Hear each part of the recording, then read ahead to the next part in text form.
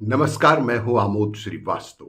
Amazing thought, amazing message, amazing information की दिशा में आज एक कदम और आगे। आज के इस चिंतन का विषय है सूक्ष्म से विराट। श्री पी सिंह राघव की एक पोस्ट। जब हम अणु की गहराइयों में उतरते हैं तो पाते हैं कि प्रत्येक अणु के भीतर परमाणु छिपा है। परमाणु भी स्थिर नहीं है, उसके गर्भ में घूमते हैं इलेक्ट्रॉन, प्रोटॉन और न्यूट्रॉन। विज्ञान ने इन्हें भी भेद कर एक अदृश्य अलौकिक तत्व की खोज की, जिसे गॉड पार्टिकल हिग्स बोसान कहा जाता है। यह खोज बताती है कि हर ठोस वस्तु के मूल में भी एक अदृश्य ऊर्जा है जो उसे अस्तित्व प्रदान करती है। पर क्या यह अंतिम सत्य है? शायद नहीं। कि जिस प्रकार अणु के भीतर परमाणु और परमाणु के भीतर सूक्ष्म कण अनवरत खोजे जा रहे हैं, उसी प्रकार ब्रह्मांड का भी विस्तार अनंत ही है।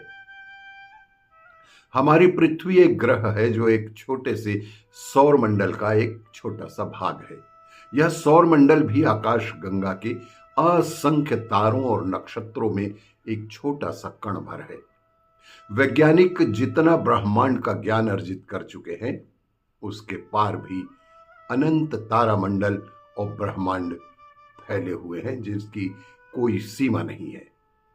सूक्ष्म अणु और विराट ब्रह्मांड, इन दोनों के बीच जो अनुपम संतुलन है वही परमेश्वर है। परमेश्वर कोई एक स्थान पर रहने वाला जीव नहीं है, वह कोई आकार नहीं है।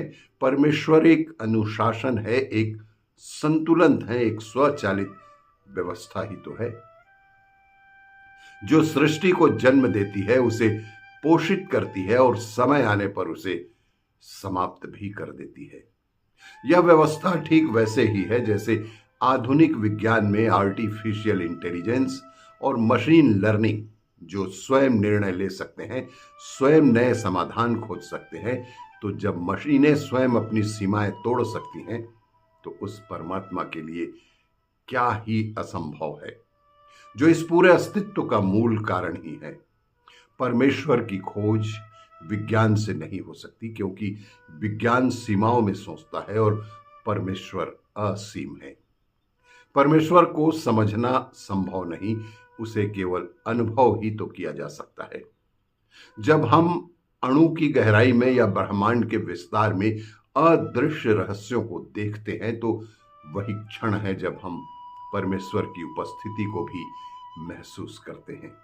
इसीलिए कहा गया है कि जो सूक्ष्म में है वही विराट में है, जो विराट में है वही सूक्ष्म में है, जो इन दोनों के मध्य व्याप्त है वही तो ब्रह्म है।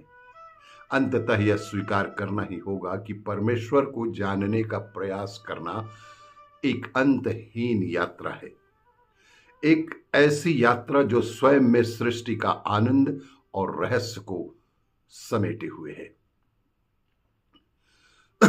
मनुष्य इस यात्रा में जितना आगे बढ़ेगा, उतना ही परमेश्वर के अनंत स्वरूप के आगे विनम्र होता जाएगा। यही जीवन की सच्चाई है। आपको ये मेरा वीडियो अच्छा लगे तो लाइक करें, शेयर करें और सब्सक्राइब अवश्य करें। धन्यवाद।